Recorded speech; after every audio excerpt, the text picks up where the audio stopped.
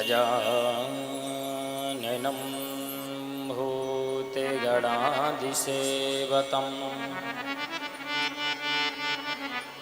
कपित्थजम्बोफलचारुभक्षणम्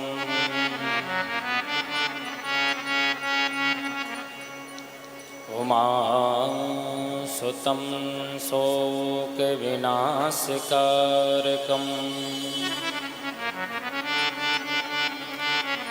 नमामि विघ्नेश्वरपादपङ्कजम्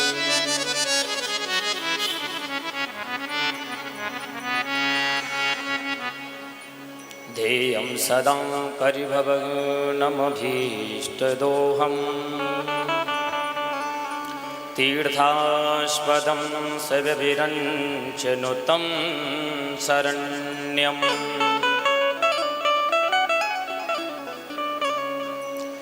भृत्यार्तिहं प्रणतपालभवाब्धिपोतम् वन्दे महापुरुषते चरणारविन्दम्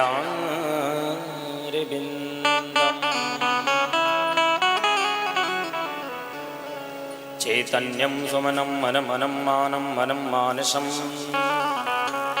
मायाधावधवं धवं धवधवं धावं धवं माधवम् स्वासासार सरं सरं सरसरं सारं सरं वासरं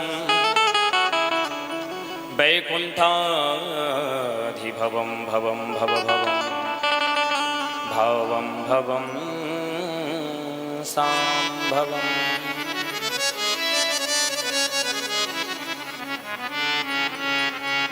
लोकाविरामं रणरङ्गधीरं राजीवनेत्रं रघुवंशनाथं कारुण्यरूपं करुणाकरन्तं श्रीरामचन्द्रं शरणं प्रपद्ये। माता मेरी पार्वती, पिता मेरे पिता देवो महेश्वरा, बान्धवांश्च शिवभक्तस्य सुदेशो भुवनत्रयम्। शिव शंकर शंभोजिको पंचाक्षर शिव नाम, जब जब कृपा बिलो की हो सिद्ध हो सब काम।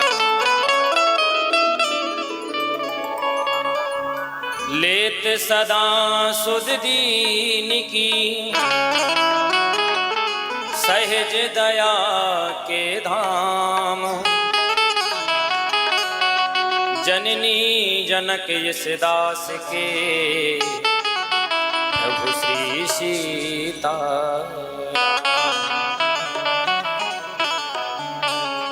सब द्वारन को आन तज आयो तेरे द्वार। हे वृषभानि की लाडली, नक मेरी ओर निहार। बोले भक्तवत्सल भगवान की जय। शिव महापुराण की जय हो। बांके बिहारी लाल की जय हो। राधा रानी की जय हो। यमुना महारानी की जय हो। नमः पार्वती पतये हर हर महादेव।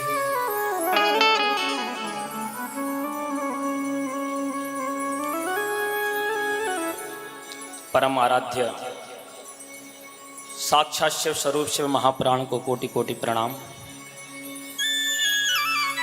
श्री बांके बिहारी के चरणों में कोटि कोटि प्रणाम। श्री राधा रानी के चरणों में बारंबार प्रणाम। श्री यमुना महारानी के चरणों में मेरा बारंबार प्रणाम।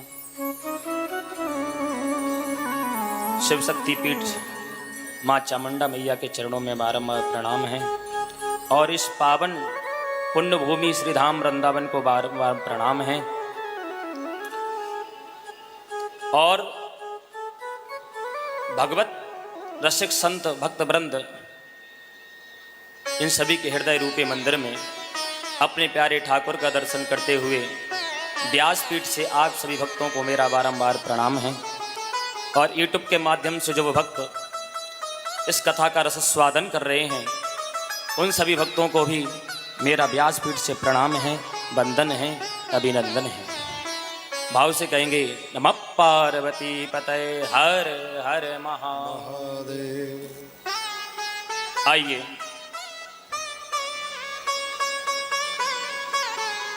श्रीमद् शिव महापुराण के जो परीक्षित हैं श्रीमती मुन्नी देवी, श्री रघुवीर सिंह जी एवं श्री स्वर्गीय श्री रामविलास पत्नी श्रीमती उर्मिला देवी एवं समस्त शिव भक्त मंडल शाहदरा दिल्ली से इन सभी भक्तों का आज भगवान भूत भावन भोलेनाथ की प्रथम दिवस की कथा में स्वागत है, वंदन है, अभिनंदन है। आइए इस वृंदावन की पावन भूमि में,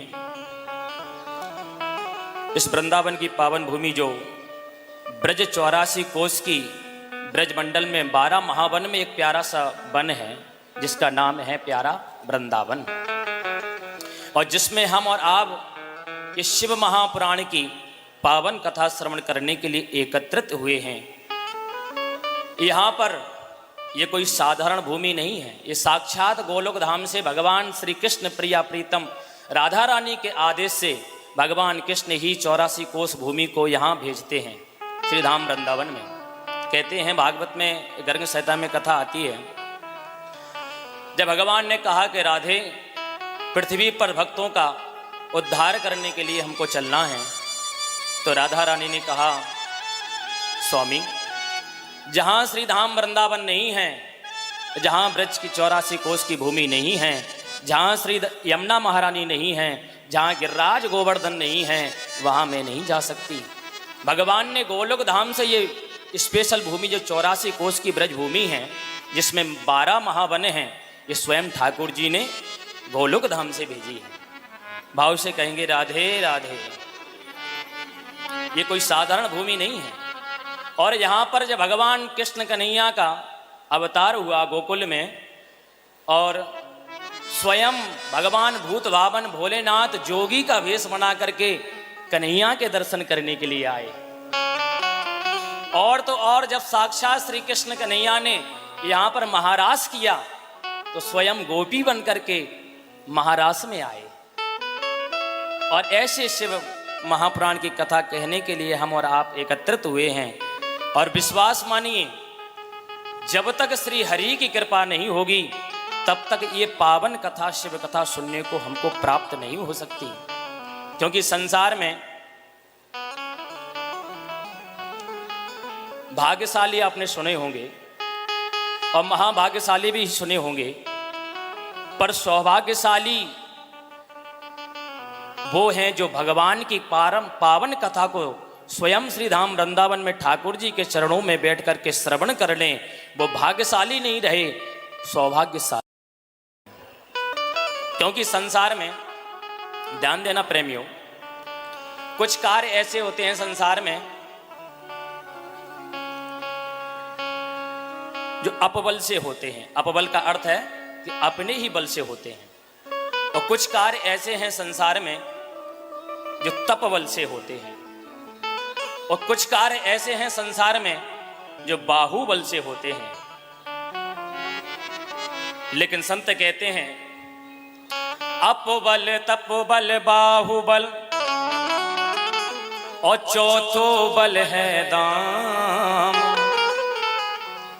क्योंकि जब तक हम श्री राधा रानी या बांके बिहारी की कृपा नहीं हो जाती तब तक हमारे पास कितना भी अपबल हो, बाहुबल हो, धन बल हो, तब तक ये भागवत की कथा या शिव पुराण की कथा हमको सुनने को प्राप्त नहीं होती।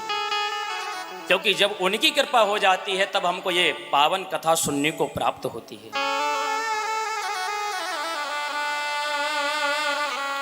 और सबसे बड़ी बात ये समझ लें कि शिव पुराण की जो कथा है, शिव पुराण की जो कथा सुनने के लिए आप बैठे हैं श्रावण मास के पावन पर्व पर, तो नारायण जैसे राधा रानी और श्री हरि में कोई भेद नहीं है। जैसे माँ कथा आती है पुराणों में, पुराणों के अंतर्गत भगवान ने कहा कि मुझ में और राधे में जो कोई भेद मानता है अधम मनुष्य, जब तक सूर्य चंद्रमा रहते हैं तब तक काल सूत्र नामक नरक में वास करता है। मुझ में और राधे में जो भेद मानता है, जो राधा हैं वही श्री कृष्ण हैं, जो श्री कृष्ण हैं वही राधा हैं। और ऐसे ही भगवान कहते हैं कि मुझ में और शिव में जो द्वेष मानता है वो मेरा अधिकारी नहीं है, वो मेरा भक्त नहीं है। गोस्वामी तुलसीदास बाबा भी कहते हैं रामचरितमानस में, शिवद्रोही मम, गोस्वामी बाबा ने बड़ी प्यारी बात कही, शिवद्रोही मम दास कहावा, शिवद्रोही मम दास कहावा, शिवद्रोही मम दास कहावा, शिवद्रोही मम दास कहावा, ते नर मोहे सप नेहु नहीं पावा, होते नर मोही सप नेऊ नहीं पावा, शिवद्रोही मम दास कहावा, शिवद्रोही मम दास कहावा, शिवद्रोही मम दास कहावा, और ते नर मोह सपने नहीं पावा, को नहीं शिव समान प्रिय मोरे। भगवान ने जहां तक महिमा गाई, शंकर के सिवा कोई दूसरा मुझे कोई प्रिय नहीं है। ना रमाया, न लक्ष्मी भी प्रिय नहीं है, न भ्राता बलराम भी प्रिय नहीं है। अगर कोई प्रिय है तो भगवान शंकर प्रिय है। कभी भगवान शंकर राम की महिमा बढ़ाने के लिए उनकी कथा सुनने के लिए जाते हैं, और कभी भगवान शंकर की महिमा बढ़ाने के लिए स्वयं श्री हरि उनकी कथा को सुनते हैं। इस शिव पुराण की जो कथा है, साक्षात श्री हरि ही इसके श्रोता हैं, भगवान नारायण ही इस पावन कथा के श्रोता हैं। और भगवान शंकर हैं वैष्णवों के परम वैष्णव हैं, संत हैं।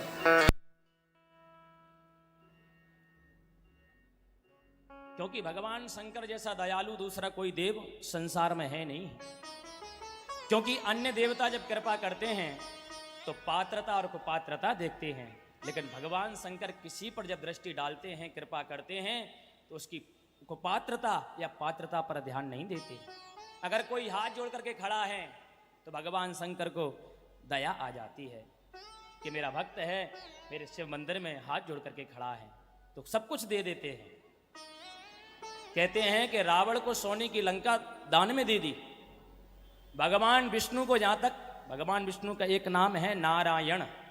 नार माने होता है जल, अयन नार माने होता है मनुष्य, और जन्म अयन माने शयन करने वाला।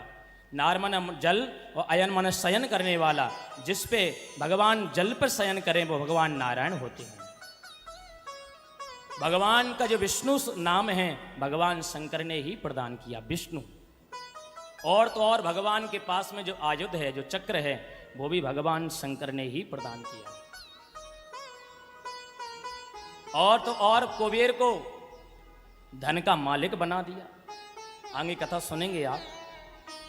यक्षों के राजा कुबेर को धन का मालिक बना दिया। भगवान शंकर जैसा दयालु और कौन होगा। बोल शंकर भगवान की जय।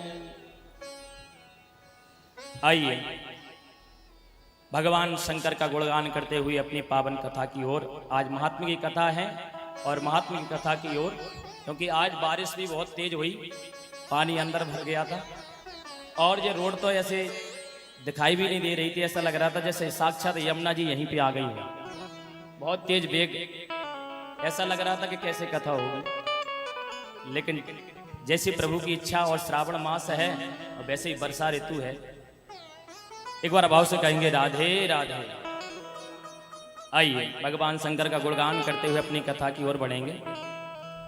जय शिव शंकर जय गंगाधर, जय शिव शंकर जय गंगाधर, करुणा कर कर तार हरे, करुणा कर कर तार हरे।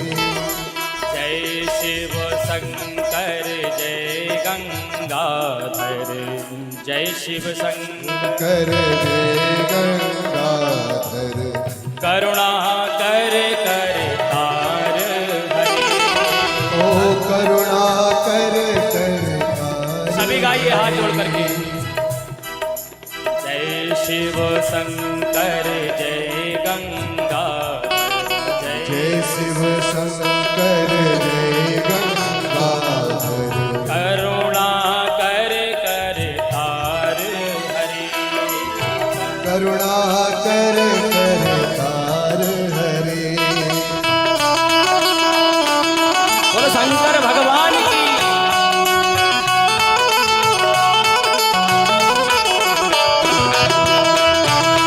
हर हर महादेव।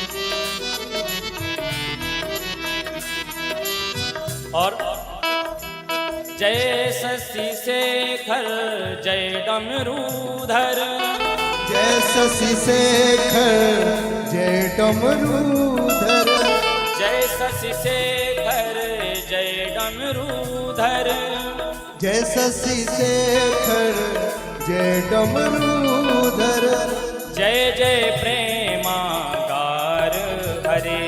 हाँ जय जय महिमा गार हरे।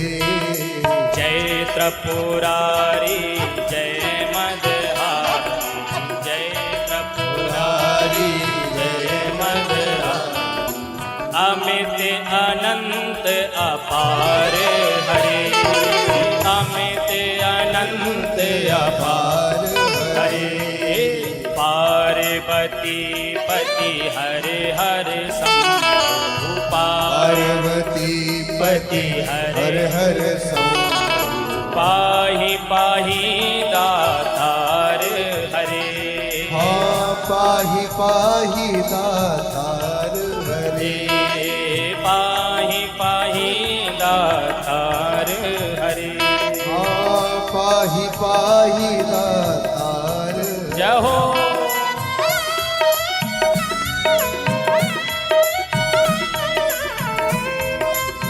बोलो शंकर भगवान की, बांके बिहारी लाल की।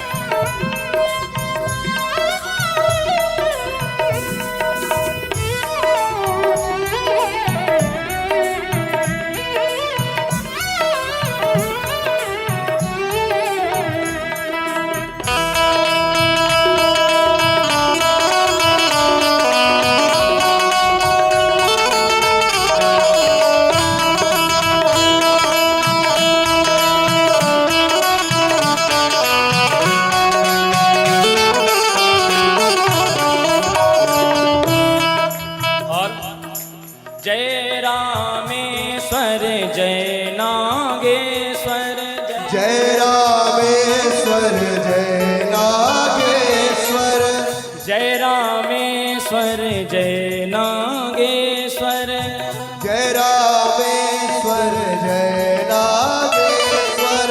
वेदनाथ केदार हरे। हाँ वेदनाथ केदार हरे। मल्लिकार्जुन सोमनाथ जय मल्लिकार्जुन सोमनाथ महाकाल ओंकार हरे महाकाल ओंकार हरे काशीपति श्री विश्वनाथ काशीपति श्री विश्वनाथ मंगलमय अघहार हरे मंगलमय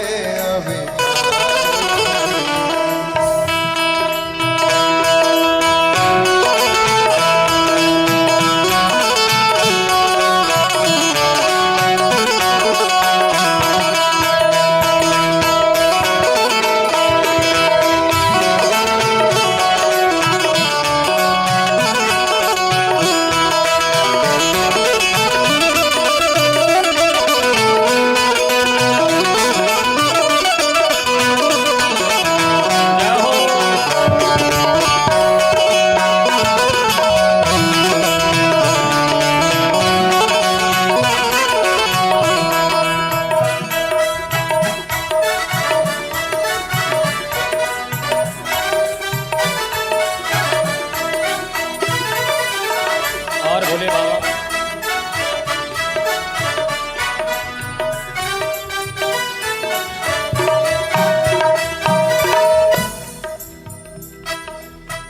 भोलानाथ कृपालु दयामय भोलानाथ कृपालु दयामय ऑर्डर दानी शिव योगी ऑर्डर दानी शिव योगी सरल हृदय अति करुणा सागर सरल सरल हृदय अति करुणा सागर अखत कहानी शिव योगी अकथ कहानी शिव योगी और भोले बाबा कैसे दयालु हैं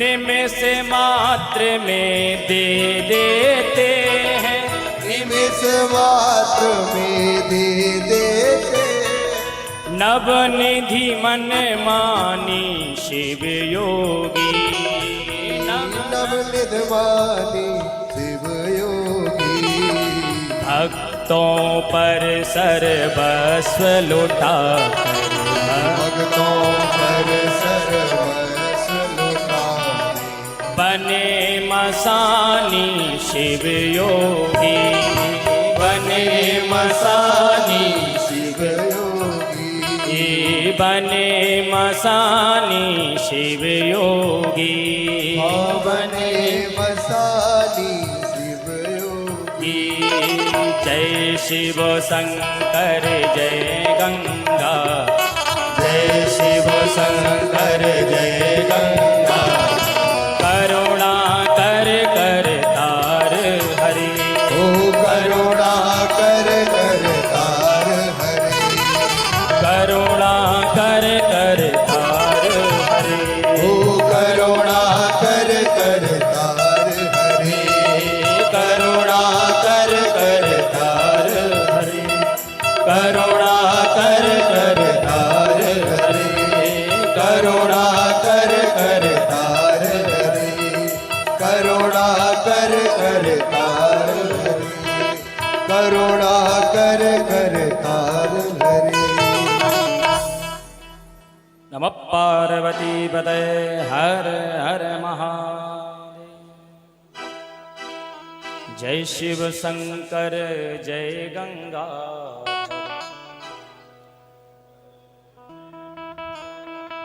करुणा कर कर तार हरे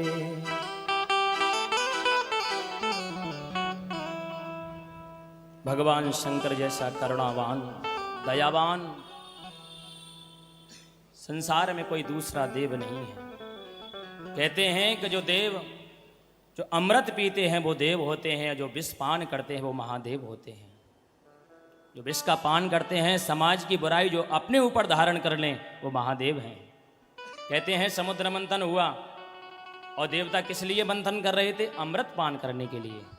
लेकिन अमृत किसी इंसान में, ये संसार भी एक समुद्र की तरह है, उसका भी है जब हम मंथन करेंगे या अपने शरीर के द्वारा ही मंथन करेंगे तो हमारे शरीर में भी अच्छाई रूपी अमृत निकलेगा और हमारे शरीर में बुराई रूपी विष भी निकलेगा। लेकिन किसी इंसान के अंदर अगर बुराई है और उसका यदि प्रायश्चित कर ले, क्योंकि संसार में सबसे बड़ा प्रायश्चित में सबसे बड़े से बड़े पाप भस्म हो जाते हैं। प्रायश्चित कर ले, इसका दुख हो कि हमारे अंदर ये अवगुण है, ये ठाकुर जी ये सा अवगुण हमारे अंदर आ गया, आज के बाद इसका हम प्रायश्चित करते हैं ठाकुर जी के समक्ष कि ऐसा अवगुण हमारे दोबारा हमारे शरीर में ना आए, हमारे स्वभाव में ना आए। तो कहते हैं कि संसार में जब भागवत में कथा आती है कि समुद्र मंथन जब हुआ तो विष निकला और भोलेनाथ की शरण में पहुंच गए देवता लोग। देव देव महादेव भूतात्मन भूत भाग त्राहि माम शरणापन्ना त्रिलोक दहनाथ विषाम। हे भोलेनाथ रक्षा करो। बोले किससे? बोले विष से। इस विष को पी जाओ, अगर आप इस विष को नहीं पिएंगे तो संसार में प्रलय हो सकता है। वाम अंग में विराजी भवानी से इशारा किया भोलेनाथ ने, क्या विष को पी लूं? लेकिन ऐसी कौन सी पत्नी होगी जो अपने पति से कह दे कि विष को पी ले? लेकिन फिर भी भगवती पार्वती जानती हैं भगवान शंकर की महिमा, कि ये कोई साधारण नहीं है, साक्षात शिव हैं, परब्रह्म हैं। कहती हैं कि जिसमें संसार का हित हो, जिसमें समाज का हित हो, वही करिए भोलेनाथ। तो भोलेनाथ ने कहा कि हित तो तभी होगा जब हम विष पान कर लेंगे। तो विष को पान कर गए भोलेनाथ। कालम महाकाल कालम कृपालम गुणागार संसार पारम न तो हम। भगवान कालों के भी काल हैं, महाकाल हैं, इनके आगे काल भी थरथर होकर के कांपता है। महादेव के आगे इनकी कृपा के बिना, इनकी इच्छा के बिना काल भी किसी के प्राण हरण नहीं कर सकता। ये महादेव की कृपा है। कहते हैं जब ज्योतिष में आचार्य जी जन्म पत्र का देखते हैं कि अरिष्ट योग है, अकाल मृत्यु योग है, महामृत्युंजय कराइए, दुर्घटना योग बन रहा है, तो महामृत्युंजय का जाप बताते हैं। जब कोई दुर्घटना बन जाती है या कोई सीरियस केस हो जाता है तब महामृत्युंजय का जाप करवाया जाता है। आज तक किसी से आपने सुना है, किसी आचार्य या किसी संत ने यह कहा हो कि दुर्घटना का योग बन रहा है, अकाल मृत्यु का योग बन रहा है, ओम नमो भगवते वासुदेवाय का जाप करवाइए? सुना है क्या आपने? क्योंकि जानते हैं कालों के काल महाकाल हैं और भगवान शंकर ही इस मृत्यु को टाल सकते हैं। क्योंकि मृत्यु में इतनी सामर्थ्य नहीं है जो भगवान भोलेनाथ की इच्छा के विरुद्ध किसी प्राणी के प्राण हरण कर ले। उन्होंने तो बड़े बड़े भक्तों को, ऋषियों को भी अमरता का चिरंजीवी का भी वरदान दे दिया। मार्कंड ऋषि की कथा आगे सुनेंगे आप। मार्कंड ऋषि को अमरता का चिरंजीवी का वरदान दे दिया। 7 लोग चिरंजीवी हैं धरा पर। अस्वस्थामा बलिर्व्यासो हनुमांश विभीषणा कृपा परशुरामस्य सप्तहिता चिरंजीविना सप्तहितान स्मरे नित्यम मार्कंड मथाष्टमम। अष्टम में मार्कंडी जी आ गए। मार्कंड जी को भी अमरता का वरदान प्राप्त है। ये भगवान शंकर की ही कृपा है। तो भगवान शंकर जैसा दयालु दूसरा कोई देव संसार में नहीं है। बोलो शंकर भगवान की। कहते हैं कि इस पावन कथा, इस शुभ प्राण की कथा सुनने के लिए हम और आप एकत्रित हुए हैं। सबसे पहले इसके बारे में जान लें कि इसमें पूर्व काल में 12 संगताएं थीं और 1 लाख श्लोक थे। लेकिन व्यास जी महाराज ने कहा कि मानवों पे कल्याण करने के लिए, जीवों पे कल्याण करने के लिए लोगों के पास इतना समय नहीं है कि शास्त्रों का स्वाध्याय कर सकें। किसी से कहा भैया कथा में आ जाओ, कि भैया हमें फुर्सत ही ना है कथा सुनने की, तो कथा की पड़ी है।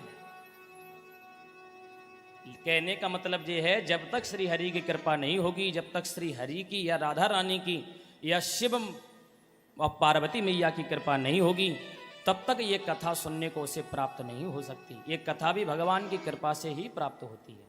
हम सोचते हैं कि हमको यूँ ही मिल गई, यूँ नहीं मिल गई। न जाने कितने जन्मों के पुण्य हमें एकत्रित हुए हैं, तब जाकर के ये कथा सुनने को मिल रही है, और वो भी श्री धाम वृंदावन की पावन पुण्य भूमि में। कहते हैं कि कोई हम दान पुण्य करते हैं, घर में करते हैं, तो उसका उतना एक गुना ही मिलेगा। अगर वही दान, वही पुण्य, वही कथा जब हम किसी गौशाला में करते हैं तो 10 गुना 100 गुना मिलता है। वही कथा, वही पुण्य, वही दान जब हम किसी तीर्थ में करते हैं तो तीर्थ में उसका हजारों गुना फल हमें प्राप्त होता है। तीर्थ की एक विशेषता है, ध्यान देना प्रेमियों, क्योंकि तीर्थ में लिखा है, बैठ जाओ बेटा, तीर्थ में लिखा है कि तीर्थ में यदि कोई पुण्य करता है तो वो अक्षय हो जाता है। अक्षय का मतलब जिसे किसी काल में क्षय नहीं होता, नष्ट नहीं होता। और तीर्थ में यदि कोई पाप करता है वो वज्र बन जाता है, किसी काल में समाप्त नहीं होता। आप दिल्ली में रह रहे हैं, साधरा में, वहाँ से आपसे कोई यदि पाप बन जाता है तो आकर के श्री धाम वृंदावन में भस्म हो जाएगा। लेकिन श्री धाम वृंदावन में या काशी में या नैमिषारण्य की भूमि में या प्रयागराज में या देवभूमि उत्तराखंड में, हरिद्वार में, जहाँ कहीं तीर्थ स्थल में यदि आपसे कोई पाप बनता है तो वो पाप वज्र बन जाता है, किसी काल में उसका नाश नहीं होता। इसलिए तीर्थ में आए हैं तो हमारी वाणी से, हमारी काया से, मन से किसी भी ब्रजवासी के प्रति, आचार्य ब्राह्मणों के प्रति और संतों के प्रति, और यहाँ के कड़ कड़ में कहते हैं भैया जैसा चश्मा लगाओ वैसा तो दर्शन आपको होगा। कहते हैं कि पूर्व में भी कथा हुई थी, हम तो हर बार कहते हैं कि शब्द कहते हैं इस बात को कि हमारा जो वृंदावन है, भले ही आप छठी कला पे जाएंगे, दर्शन करेंगे जगह जगह, तो यहाँ पर दिल्ली मुंबई जैसे होटल से भी ज़्यादा अच्छे 5 स्टार होटल बने हैं, उनसे भी ज़्यादा अच्छे दिखाई देंगे आपको। लेकिन वही वृंदावन को जब आप भक्ति की चश्मा से देखेंगे तो विश्वास कीजिए, आप भक्ति के चश्मा से जब वृंदावन को देखेंगे तो आपको वही कृष्ण कन्हैया गोकुल वाला, वही जो रासलीला करता था, माखन चोरी करता था, वही आपको गली में घूमता हुआ नजर आएगा। दर्शन होंगे आपको, क्योंकि जैसा आप भक्ति का चश्मा पहनेंगे तो भक्ति से ही भगवान कन्हैया के दर्शन होंगे, और नहीं आपको गंदगी दिखाई देगी जगह जगह। ये ब्रज रज है, यहाँ तो मस्तक से लगाते हैं संत लोग, वैष्णव लोग। कहते हैं कि जब उद्धव जी जब श्री राम वृंदावन में संदेशा लेकर के आए थे तो अंत में जब राधा रानी से ही प्रार्थना करते हैं कि राधे, संसार में यदि मनुष्य जन्म नहीं मिले तो चलेगा, अगर किसी जानवर का भी स्वरूप न मिले तो भी चलेगा, लता पता ही बना देना, ये वृंदावन का लता पता ही बना देना। कि उद्धव जी प्रार्थना करते हैं। तो ये श्री धाम वृंदावन की भूमि है, इसको प्रणाम कीजिए और इसमें भक्ति का चश्मा से इस वृंदावन को देखिए। तो एक निवेदन है कि 7 दिन कथा में जब सुनेंगे, बैठेंगे तो मन से, वचन से, काया से, क्योंकि आज जो कथा है वो नियम की कथा है। इसमें यही समझना है कि हमको करना क्या है। शिव शिव नाम का जप करना है और जितने देर कथा हो उतने देर बैठ करके भगवान की कथा को मन लगा करके सुनना है और मन से, वचन से, कर्म से कोई पाप न बने इसका भी प्रयास करें।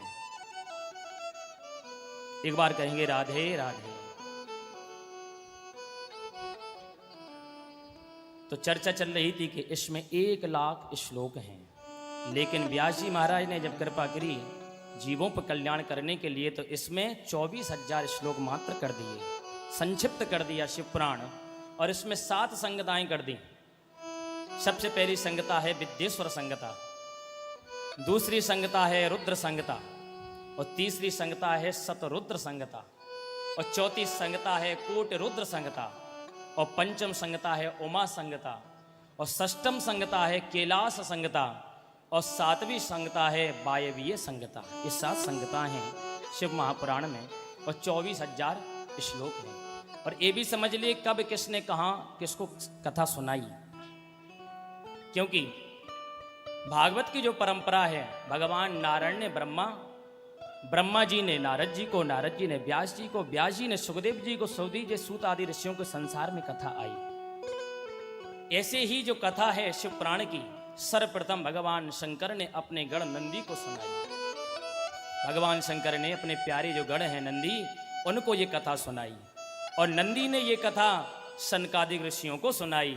सनकादिक ऋषियों ने ये शिव पुराण की कथा व्यास जी महाराज को सुनाई और व्यास जी महाराज ने ये शिव पुराण की कथा सूत जी महाराज को सुनाई और सूत जी के माध्यम से सौनकादिक ऋषि को होते हुए संसार में ये शिव पुराण की कथा आई।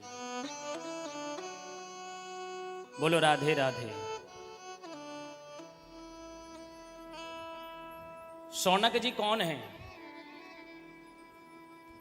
शौनक जी महाराज 16 वर्ष की आयु के थे जब अपने पिता के संपूर्ण शिक्षा प्राप्त करके लौटे पिता के पास, तो पिता ने एक ही प्रश्न किया, बेटा तुमने क्या पाया? जवाब दिया शौनक जी ने, पिताजी अभी तक कुछ नहीं पाया, और जो कुछ उस पाने की खोज में है, कुछ पाना चाहते हैं। तो पिता ने कहा कि बेटा तूने 16 वर्ष की आयु में षडंगादि वेद, 4 वेद 6 शास्त्र षडंगादि वेदों को अध्ययन करके स्वाध्याय किया और अभी आपका बालकपन है, अभी जवानी भी नहीं आई और तू उस परम तत्व की खोज की बात करता है। अभी तू घर में रुक और तेरी जब यौवना अवस्था को संपन्न हो जाएगा, जब संसार को संपूर्ण तरीके से समझ लेगा, तब जाकर के तू उस परम तत्व की खोज करना। तो शौनक जी महाराज कहते हैं कि पिताजी समय का कोई भरोसा नहीं है, आज बचपन है, कल जवानी आएगी, परसों बुढ़ापा आएगा। क्योंकि संसार में कहते हैं कि भैया, हमारे संत लोग कहते हैं कि 2 काम ऐसे हैं जिसके सर्टिफिकेट आप दिखा सकते हैं। पहला, जन्म हुआ तो जन्म का सर्टिफिकेट दिखा सकते हो कि फलानी डेट में हमारा जन्म हुआ। शादी हुई तो शादी का सर्टिफिकेट दिखा सकते हैं कि हमारी अमुक डेट में शादी हुई। लेकिन बुढ़ापा आपको किस डेट में आया ये कोई नहीं बता सकता। बोलो राधे राधे। कोई बता सकता है कि बुढ़ापा किस डेट में आया, किस तारीख में आया, कौन सी सन में आया? नहीं बता सकता। जन्म किस डेट में हुआ बता सकते हो, शादी किस डेट में हुई बता सकते हो, लेकिन बुढ़ापा कब आया नहीं पता। और संसार में ये आए हैं हम, जीवन क्षणभंगुर है, पता नहीं कब पुष्प की तरह मुरझा जाए। इसलिए जीवन में जो भी दिन मिल रहे हैं, जो भी सांसें मिली हैं, केवल भगवत कार्यों में लगाएं, अपने घर गृहस्थी के कार्यों में लगाएं।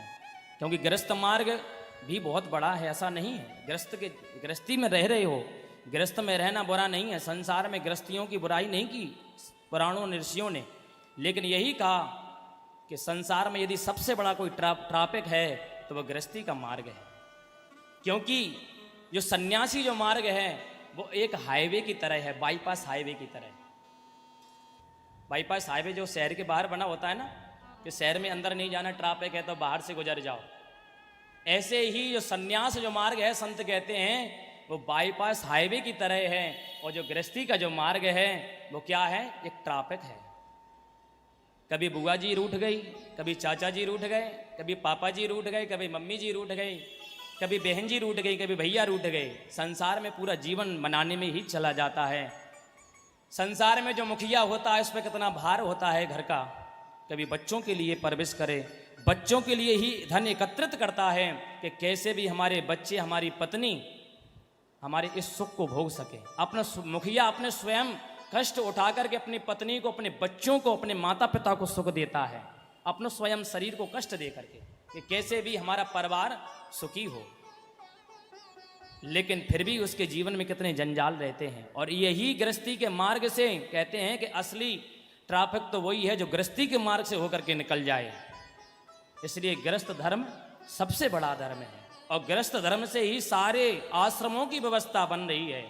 संन्यास आश्रम, वानप्रस्थ आश्रम, जितने भी सारे आश्रम हैं ये केवल गृहस्थ आश्रम से ही चल रहे हैं। यदि गृहस्थ आश्रम ना हो तो सारे आश्रम ठप हो जाएंगे। बोलो राधे राधे। तो यहाँ पर शौनक जी कहते हैं कि पिताजी जीवन का कोई भरोसा नहीं है, जीवन कब समाप्त हो जाए, और इसकी कोई गारंटी कार्ड थोड़ी है कि इतनी सांसें मिली हैं। जितनी चाबी राम ने भरी उतना चले खिलौना। बोलो राधे राधे। ये भी ये खिलौना है माटी का, जितनी चाबी भरो उतना ही चलेगा। इसकी कोई गारंटी थोड़ी है, गारंटी कार्ड लेके आए हो कि हम 60 वर्ष जिएंगे कि 70 वर्ष जिएंगे कि 100 वर्ष की आयु हमारी प्राप्त होगी। न जाने कब जीवन की शाम हो जाए। इसलिए जो भी जीवन मिला है सद कार्यों में लगाएं, भगवत कार्यों में लगाएं, जैसे कि हमारे ये परीक्षित परिवार ने लगाया है। परीक्षित परिवार ने सोचा कि जीवन ऐसे ही निकल रहा है। मार्च में भी कथा हुई थी, कथा सुनने आए थे। बड़े प्यारे सिद्धांत हैं, बड़े रसिक हैं, भावुक हैं। और यहाँ पर श्रावण मास में कथा सुनने के लिए एकत्रित हुए अपने परिवार और मेहमानों के साथ में।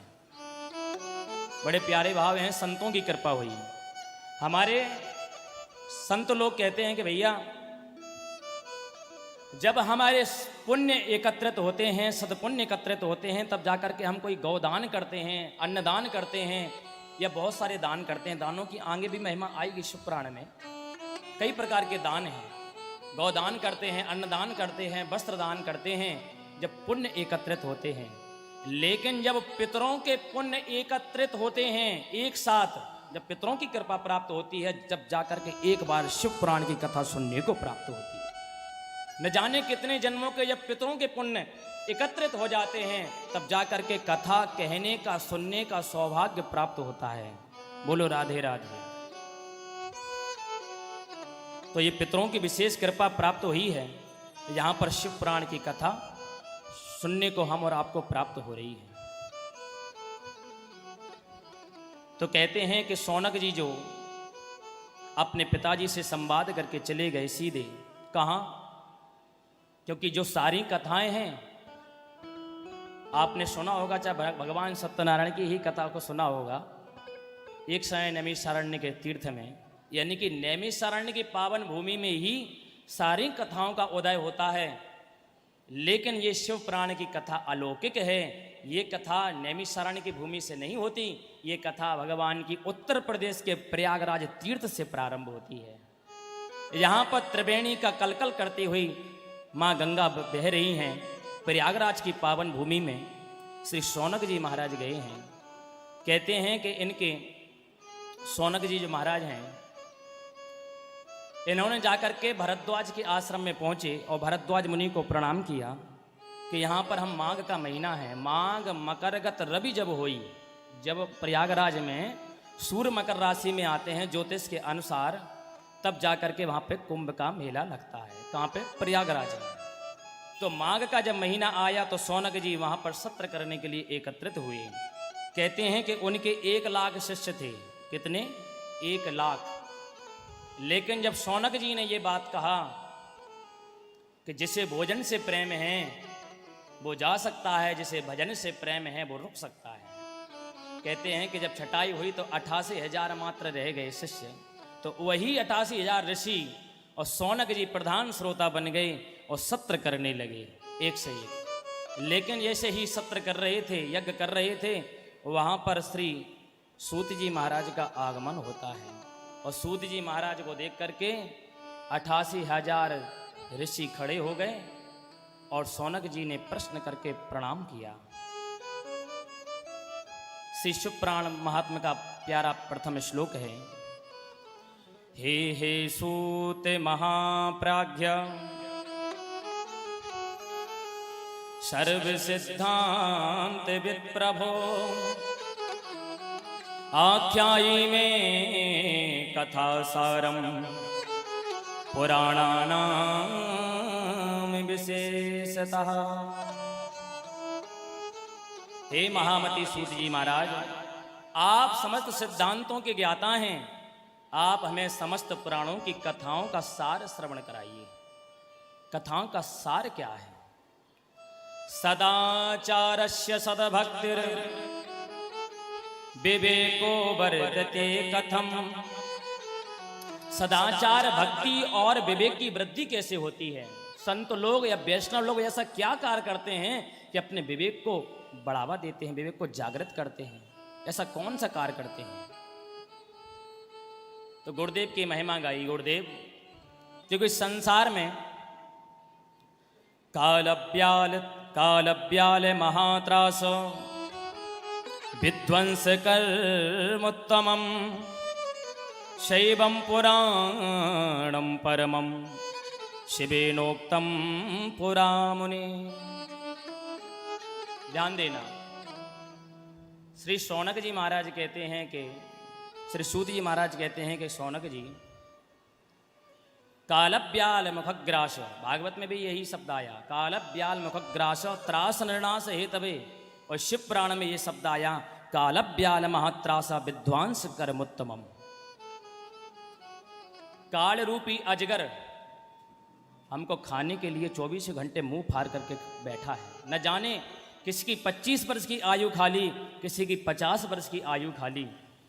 कहते हैं कि मेढक होता है ना, कीड़े के पास भागता है, कीड़ा होता है ना लाइट वाला, वो मेढक भागता है उसके पीछे। लेकिन जब मेढक कीड़े का पीछा करता है तो पीछे से जब नागराज उनको खा जाते हैं मेढक को, तो आधा मुंह में नागराज के मुंह में है मेढक, लेकिन फिर भी कीड़े को पकड़ने के लिए प्रयास कर रहा है। ऐसे ही संसार के दलदल में हम फंसे हैं, हम अजगर रूपी काल रूपी अजगर के मुख में हैं, फिर भी हम घर गृहस्थी के मार्ग में पड़े हुए हैं, फिर भी हम धन एकत्रित कर रहे हैं, फिर भी हम मोह में पड़े हुए हैं। इसलिए गुरुदेव की महिमा गाई, हे सूत जी महाराज, हम आपकी शरण में हैं, हमें समस्त सिद्धांतों का सार सुनाइए। समस्त सिद्धांतों का सार क्या है? क्योंकि जिस पर गुरु की कृपा नहीं हो तब तक कुछ संभव नहीं हो सकता। कहते हैं गुरु मेहरबान तो चेला पहलवान। बोलो राधे राधे। एक कथा आती है भक्तमाल में, बड़ी प्यारी, ध्यान देना आप लोग। एक बड़ी प्यारी सुंदर कथा आती है भक्तमाल में, समर्थ गुरु रामदास की, जो शिवाजी के गुरु हैं। महाराष्ट्र के जो राजा थे शिवाजी महाराज, नाम सुना होगा, सभी ने सुना होगा, इतिहास में सभी ने पढ़ा होगा। शिवाजी महाराज के जो गुरु हैं समर्थ गुरु रामदास, ऐसे उनके शिष्य। लेकिन शिवाजी महाराज ने संपूर्ण राजपाट उनके चरणों में रख दिया कि गुरुदेव इसे स्वीकार करें।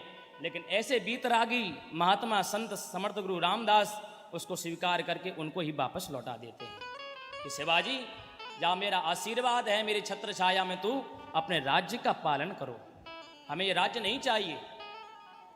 तो कहते हैं कि समर्थ गुरु रामदास अपने शिष्य के साथ जब काशी गए दर्शन करने के लिए, भोले बाबा के काशी आए, तो काशी में जैसे ही, क्योंकि जो संत समर्थ गुरु हैं, समर्थ गुरु रामदास हैं, जो केवल भिक्षाटन पे ही निर्भर थे। क्योंकि पहले के जो बीतरागी संत थे केवल 5 घर से भिक्षा मांगते थे, 5 घर से ज़्यादा किसी 6वें घर में भिक्षा नहीं मांगते थे। लेकिन भिक्षा मांगने का भी एक नियम था, गोदोहन काल मात्रम, जितने में केवल एक ग्वाला गाय को धोता है उतने समय तक ही किसी गृहस्थी के द्वार पर खड़े होते थे। उतने में आवाज देते थे 3 बार, माई भिक्षाम देही, यदि भिक्षा आती है तो ठीक है, नहीं अपने राम चलते बनते। तो समर्थ गुरु रामदास ने अपने काशी पहुंचकर अपने शिष्य से कहा कि यहाँ महाराष्ट्र के एक संत हैं, उनका आश्रम है, जाइए उनके पास भिक्षा लेकर के आइए। लेकिन जैसे ही समर्थ गुरु रामदास के शिष्य जब भिक्षा मांगने के लिए आए, वो महाराष्ट्र के जो संत के आश्रम में, और उधर संत पूजा कर रहे थे भोलेनाथ की। ओम नमः शिवाय, ओम नमः शिवाय, भोलेनाथ के शिवार्चन कर रहे थे, पूजा चल रही थी।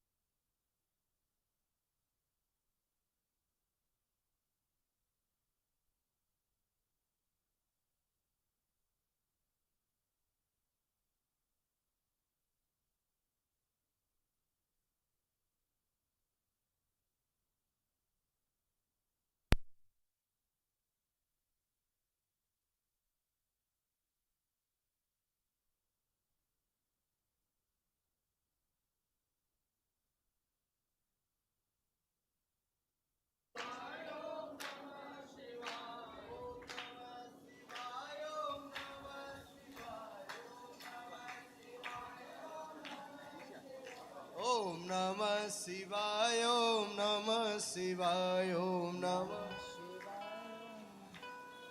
बोलो शंकर भगवान की। नमः पार्वती पतये हर हर महादेव। एक बार भाव से कहेंगे राधे राधे। कहते हैं कि समर्थ गुरु रामदास के जो शिष्य थे, जब भिक्षा मांगने के लिए गए आश्रम में, तो संत उस समय शिवार्चन कर रहे थे, भगवान शंकर की आराधना कर रहे थे। ओम नमः शिवाय, ओम नमः शिवाय। जैसे ही आवाज लगाई भिक्षाम देहि, नहीं सुना, क्योंकि वो आराधना कर रहे हैं। ओम नमः शिवाय, ओम नमः शिवाय। दूसरी आवाज लगाई भिक्षाम देहि, कोई है? लेकिन जो संत पूजा कर रहे थे, अर्चन कर रहे थे, क्रोध आ गया और क्रोध में बाहर आते हुए जाकर के बोले, मूर्ख, तुझे भिक्षा चाहिए, जाओ, आज रात्रि में तेरी मृत्यु हो जाएगी। घबरा गया शिष्य कि गुरुदेव ने तो कहा था कि भिक्षा मांग लाना, लेकिन मुझे बदले में मिला क्या? मृत्यु की भिक्षा, मेरी मृत्यु हो जाएगी। क्योंकि वो कोई साधना नहीं थे, उन्होंने अगर कह दिया कि रात्रि में मृत्यु हो जाएगी, क्योंकि भगवान शंकर ही उनके मुख से बोलते थे। ऐसे बीतराग संत थे वो भी। लेकिन चिंता में आकर के वापस लौटा तो समर्थ गुरु रामदास ने कहा, बेटा लाए भिक्षा? बोले, गुरुदेव आपने न जाने किसके पास भेज दिया, उन्होंने तो मुझे भिक्षा की जगह साप दे दिया, कह दिया कि जाओ, आज रात्रि में तेरी मृत्यु हो जाएगी। गुरुदेव, मैं तो भिक्षा मांगने के लिए गया था, ये तो क्या हो गया? मेरा अभी जीवन भी पूरा नहीं हुआ, मैंने सही से अभी जीवन को भी नहीं जाना, मैंने अभी से सही जीवन को भी नहीं सीखा। चिंता में सारे दिन कभी माँ गंगा के किनारे आता है, कभी घाट पे बैठ जाता है, वापस आ जाता है, कभी मणिकर्ण का घाट पे बैठा बैठा सोचता रहता है, फिर वापस आ जाता है। कहते हैं कि अगर शिष्य परेशान हो तो अगर कोई समर्थ गुरु होगा तो जाकर के पहचान लेगा कि हमारे शिष्य को क्या पीड़ा है। पहचान गए, कि चिंता सारी पहचान गए समर्थ गुरु रामदास। बोले, बेटा तेरी मनस्थिति को मैं पहचानता हूं, तो क्यों दुखी है? तू चिंता मत कर, तेरी आज रात्रि में मृत्यु हो जाएगी। तू मेरे पैर दबाना, और जब तक मैं ना कह दूं तब तक मेरे पैर को छोड़ना मत, मेरे पैर दबाते रहना। समर्थ गुरु रामदास के कहते हैं कि लेट गए घास फूस की कुटिया में, और उनके शिष्य पैर दबाने लगे। और इधर भगवान शंकर का ध्यान किया समर्थ गुरु रामदास ने, और शिव आराधना करने लगे मनी मन। ओम नमः शिवाय, ओम नमः शिवाय, ओम नमः शिवाय, ओम नमः शिवाय, नमः शिवाय, ओम नमः शिवाय, नमः शिवाय, ओम नमः शिवाय, नमः शिवाय, ओम नमः शिवाय, नमः शिवाय, ओम नमः शिवाय, नमः शिवाय, ओम नमः शिवाय, ओम नमः शिवाय, ओम नमः शिवाय, नमः शिवाय, ओम नमः शिवाय। समर्थ गुरु रामदास जी भगवान शंकर का ध्यान कर रहे हैं, और अर्धरात्रि हो गई। उनके शिष्य फिर भी उनके पैर दबा रहे हैं, और समर्थ गुरु रामदास एक ही भगवान शंकर का ध्यान लगाए हुए ध्यान कर रहे हैं। ओम नमः शिवाय, ओम नमः शिवाय, ओम नमः शिवाय, ओम नमः शिवाय, ओम नमः शिवाय, ओम नमः शिवाय, ओम नमः शिवाय, ओम नमः शिवाय, ओम नमः शिवाय, ओम नमः शिवाय, नमः शिवाय। ओम नमः शिवाय। कहते हैं काल आया कुटिया के बाहर, काल प्रकट हो गया उसके प्राण खींचने के लिए, लेकिन वो अपने गुरुदेव के पैर दबा रहा था। लेकिन काल ने खूब प्रयास किया, लेकिन सफल नहीं हुआ। प्रातः काल हो गया, और प्रातः काल होते हुए गुरु ने फिर कह दिया, जाओ बेटा भिक्षा लेकर के आओ, और उन्हीं सन्यासी के पास जाना। चल दिया। लेकिन कहते हैं जैसे ही शिष्य आया, और शिष्य जैसे ही पहुंचा, उसने फिर आवाज लगाई, भिक्षाम देहि।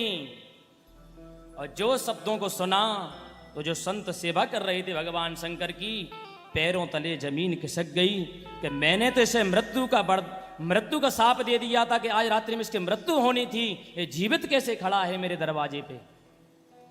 बाहर आए, बोले बेटा तेरी रक्षा करने वाला कौन है?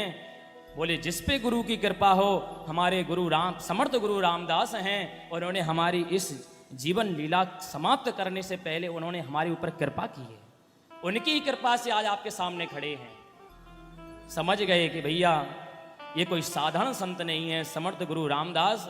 उनको मन ही मन प्रणाम किया और भिक्षा दी, और साथ ही साथ कहा कि उनसे कहना कि हमें बारंबार मेरी कुटिया में भी पधारें।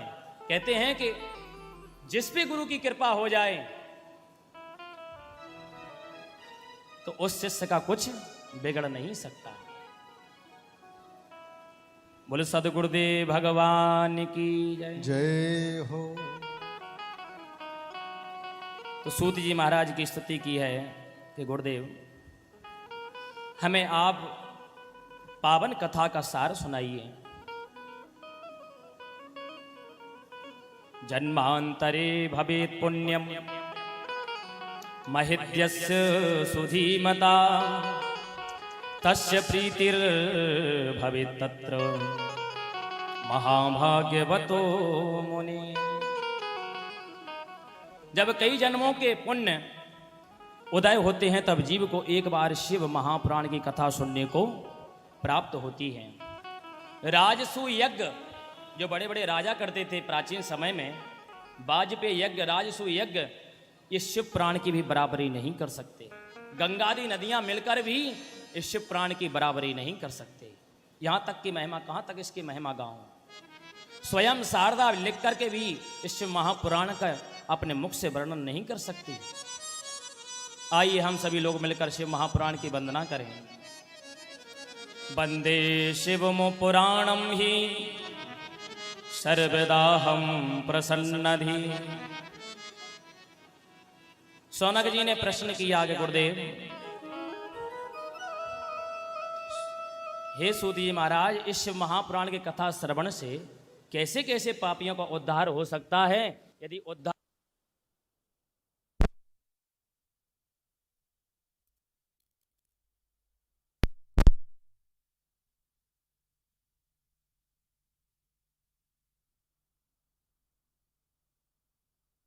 जय।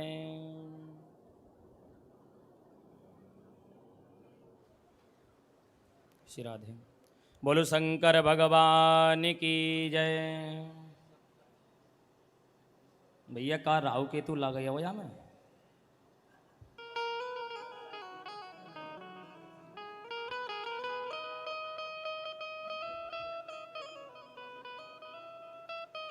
सोनक जी कहते हैं कि गुरुदेव, इस शिव महापुराण से कोई पापी का उद्धार हुआ है?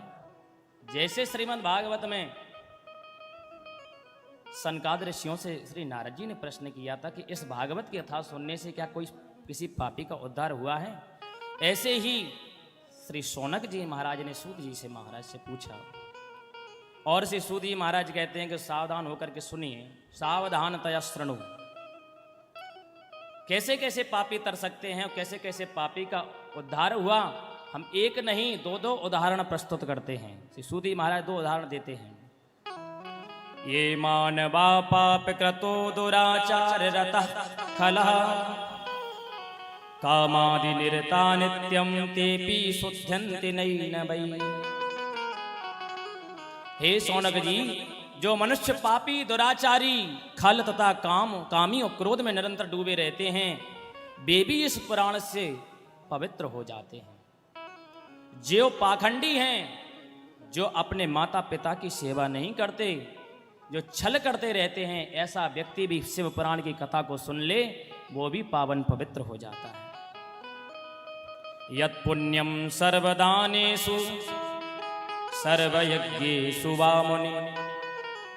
इस संसार में जितने भी प्रकार के दान हैं या यज्ञ हैं, उन सब प्रकार के दान देने यज्ञ करने का जो फल है वो शिव पुराण के मात्र एक अक्षर सुनने से प्राप्त हो जाता है। पुराण श्रवणम संभो नाम संकीर्तनम तथा। शिव महापुराण श्रवण और भगवान शिव के मंगलमयी नाम का संकीर्तन कल्प वृक्ष के समान जीव की समस्त कामनाओं को पूर्ण करता है।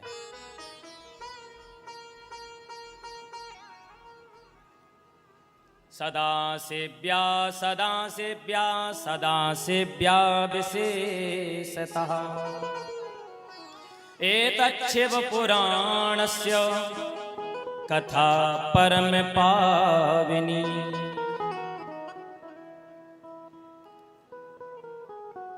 सदा श्रवण करने योग्य है भगवान शिव की एक पावन कथा।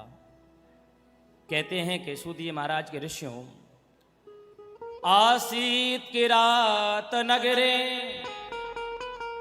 ब्राह्मणो ज्ञान दुर्बलः देवराज इति ख्यातो विश्वस्तरवजवश्यकः। एक किरात नगर में देवराज नाम का एक ब्राह्मण रहता था। ध्यान देना, एक देवराज नाम का एक ब्राह्मण किरात नगर में रहता था, लेकिन वह ज्ञान में दुर्बल था।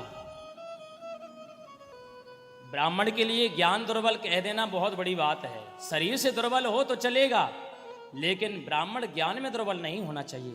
ज्ञान दुर्बलः स्पष्ट लिखा, ब्राह्मण ज्ञान में दुर्बल नहीं होना चाहिए। शरीर से निर्बल हो चलेगा, लेकिन ज्ञान में दुर्बल नहीं होना चाहिए।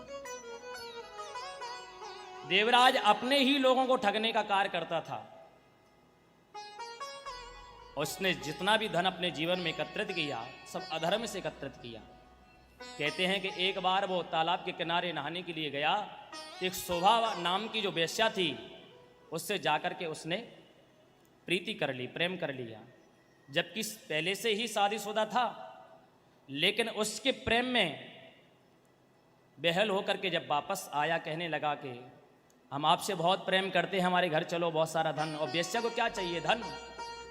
आ गई, लेकिन वेश्या के सौंदर्य को देख करके मोहित होने के कारण अपनी पत्नी का अनादर करने लगा, अपने माता पिता का अनादर करने लगा। यहां तक कहते हैं कि इसने अपने माता पिता और पत्नी की भी हत्या कर डाली। पत्नी की और माता पिता की भी हत्या कर डाली उस वेश्या के संग। संग बिगड़ गया इसका।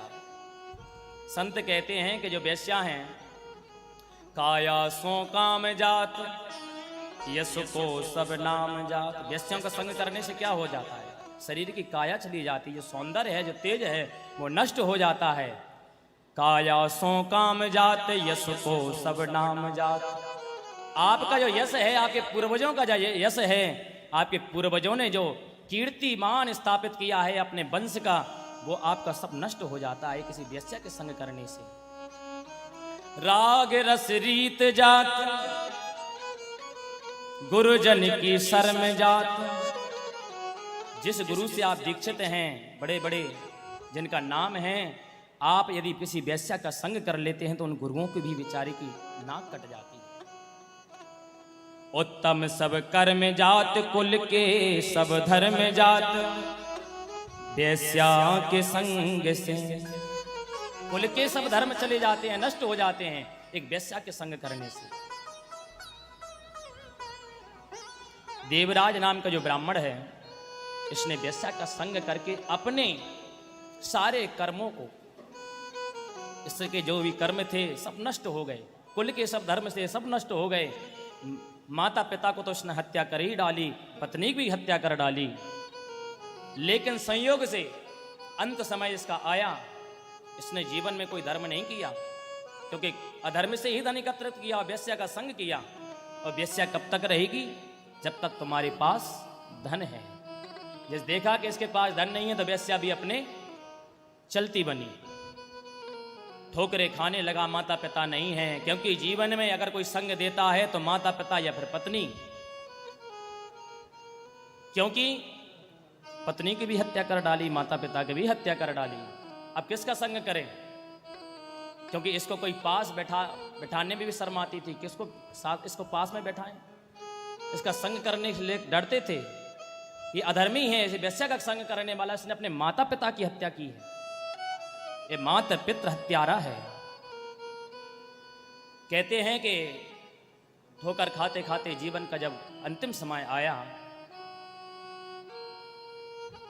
तो प्रयागराज की पावन भूमि में पहुंच गया। वहां पर एक शिव मंदिर में एक ब्राह्मण देवता कथा कह रहे थे शिव जी की,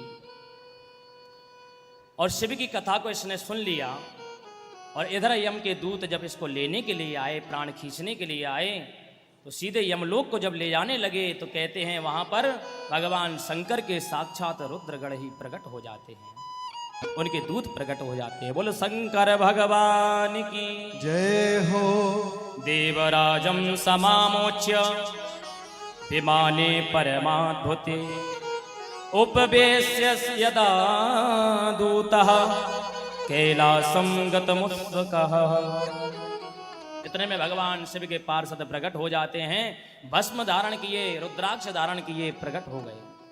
और भगवान शिव के पार्षदों ने यमदूतों की खूब पिटाई लगाई और उनसे मुक्त करा करके, उनके चंगुल से छुड़ा करके भगवान शिव के कैलाश पर्वत पे आ गए। हे ऋषियों, शिव पुराण की यह कथा परम पवित्र है, जिसके सुनने से बड़ा पापी भी मुक्ति का अधिकारी बन जाता है।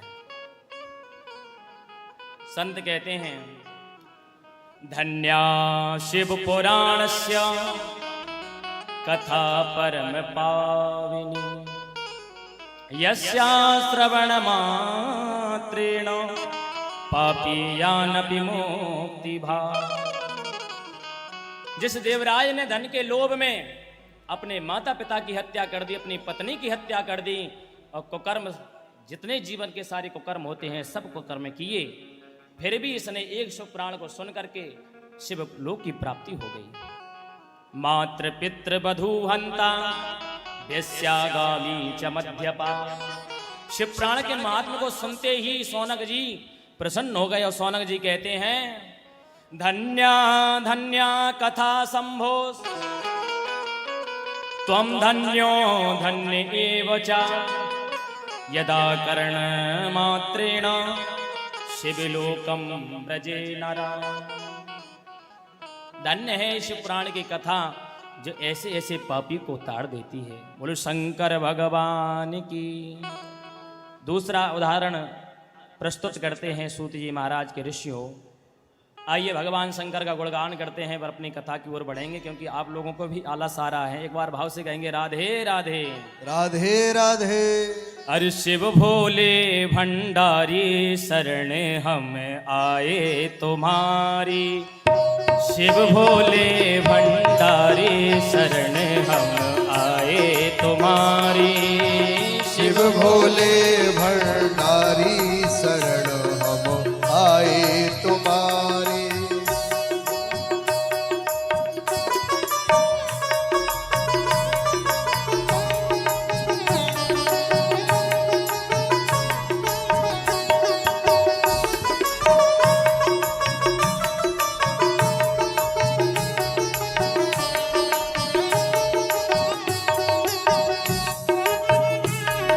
बोल शंकर भगवान की।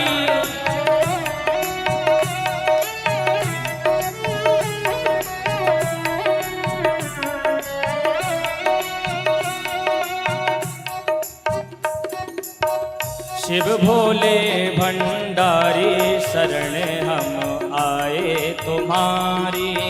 शिव भोले भंडारी शरण हम आए तुम्हारी। रखियो लाज हमारी शरण हम आए तुम्हारी। रखियो लाज हमारी शरण हम आए तुम्हारी। जय हो।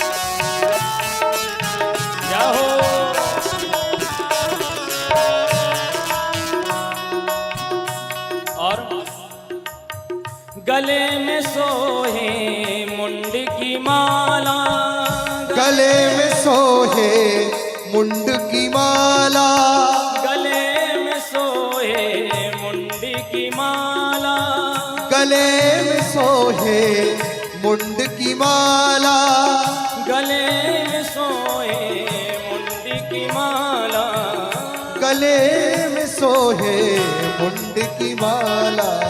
शिव पर गंगा धारी हो, शिव सिर पर गंगा धारी शरणे हम आए, जय हो शिव भोले भंडारी शरण हम आए तुम्हारी, शिव भोले भंडारी शरण हम आए तुम्हारी।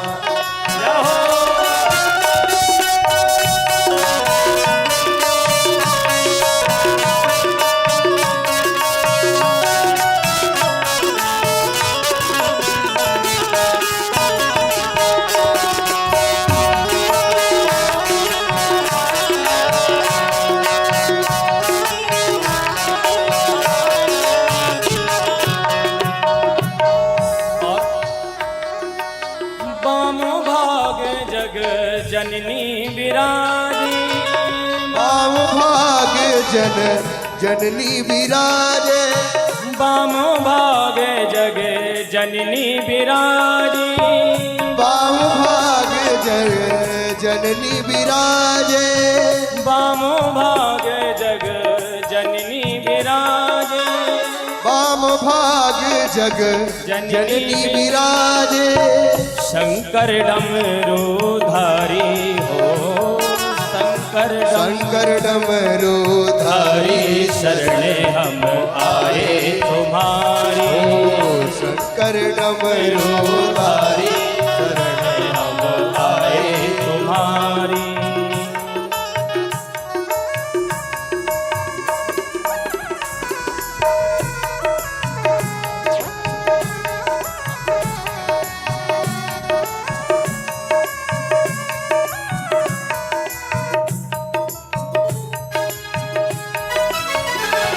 काली सेवा करते जाओ।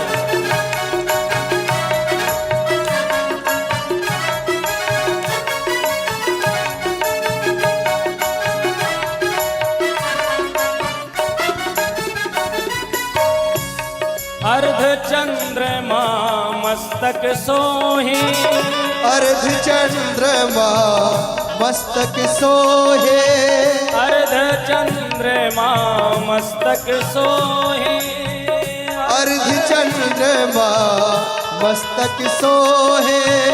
कर त्रिशूल संहारी हो, कर त्रिशूल संहारी शरणे हम आए तुम्हारी। शंकर मोरोधारी शरण हम आए तुम्हारी, शंकर डमरूधारी शरण हम आए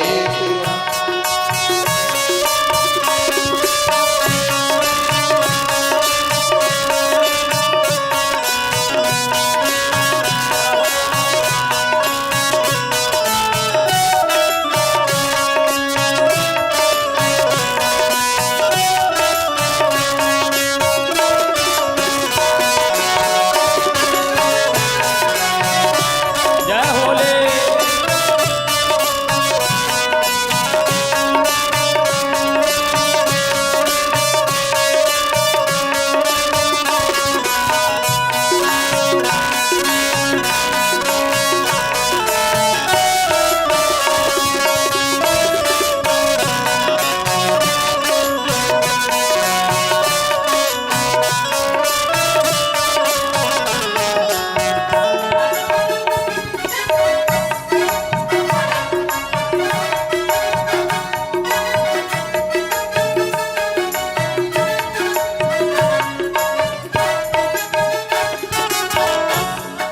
कृपा करो हे अब डरदानी, कृपा करो हे अब गढ़दानी, कृपा करो हे अब डरदानी, कृपा करो हे अब गढ़दानी, अब डरदानी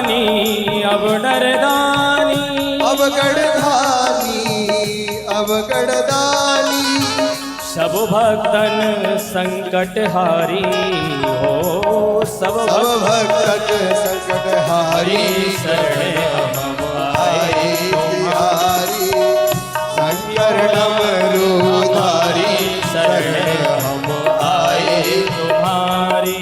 आए तिहारी बाबा आए तिहारी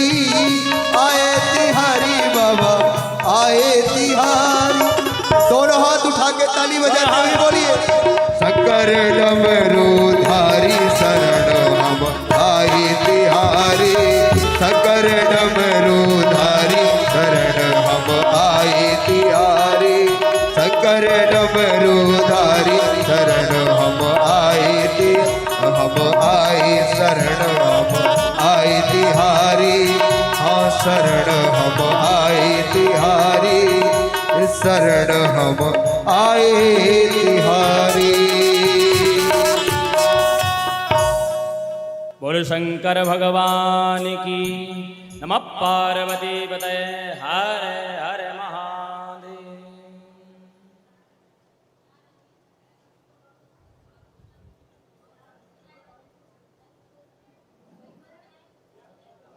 एक बार प्रेम से कहेंगे राधे राधे। आइए इस पावन कथा का आज यहीं पे विश्राम करते हैं।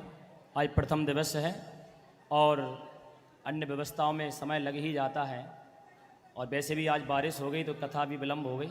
तो आज जैसी भी कथा है भगवान शिव के चरणों में, और कल पुनः 11 बजे से दोपहर 3 बजे तक कथा का समय रहेगा। समय से 11 बजे से दोपहर 3 बजे तक अपने कार्य से निवृत्त होकर के 11 बजे उपस्थित हो जाएं। फिर उसके बाद 3 बजे के बाद आप जहाँ भी जाना चाहें, जो भी देव मंदिर दर्शन करना चाहें, यमुना जी घूमना चाहें या जहाँ भी जाना चाहें तो दर्शन कर सकते हैं। आज की कथा कहीं पर विश्राम। बोलो शंकर भगवान की जय।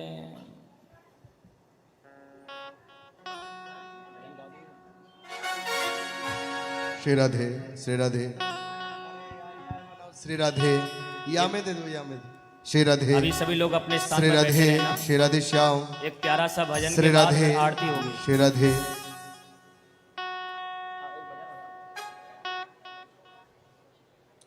श्री राधे श्याम श्री राधे।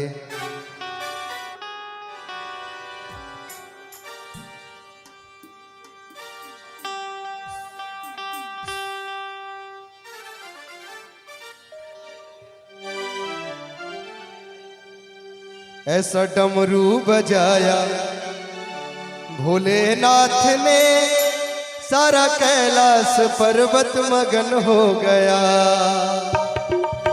ताली बजा के ऐसा डमरू बजाया भोलेनाथ ने, सारा कैलाश पर्वत मगन हो गया। ऐसा डमरू बजाया भोलेनाथ ने, सारा कैलाश पर्वत मगन हो गया। ऐसा डमरू बजाया भोलेनाथ ने, सारा कैलाश पर्वत मगन हो गया।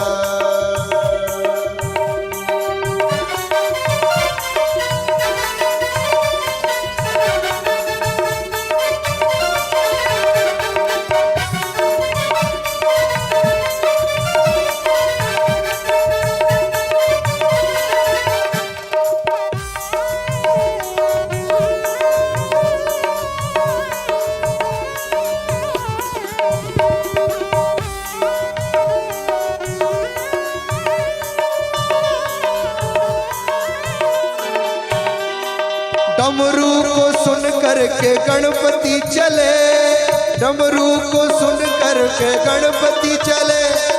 गणपति चले संग कार्तिक चले, गणपति चले संग कार्तिक चले। मैया गौरा का मन भी मगन हो गया, सारा कैलाश पर्वत मगन हो गया। मैया गौरा का मन भी मगन हो गया, सारा कैलाश पर्वत मगन हो गया। ऐसा डमरू बजाया भोलेनाथ ने, सारा कैलाश पर्वत मगन हो गया। ताली बजा के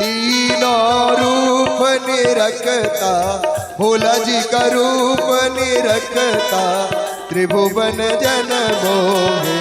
ओम हर हर हर महादेव। अक्षमाला वन माला रुंड माला धारी, भोले मुंड माला धारी। चंदन मृग मृद सोहत, भोले जी को चंदन सोहत, भोले त्रिपुरारी। ओम हर हर हर महादेव। श्वेतांबर पीतांबर बाघांबर यंगे, भोले बाघांबर यंगे। सनकादिक ब्रह्मादिक भूतादिक संगे। ओम हर हर हर महादेव। कर मध्य चक्रमंडल, चक्र त्रिशूल धरता, भोले चक्र त्रिशूल धरता।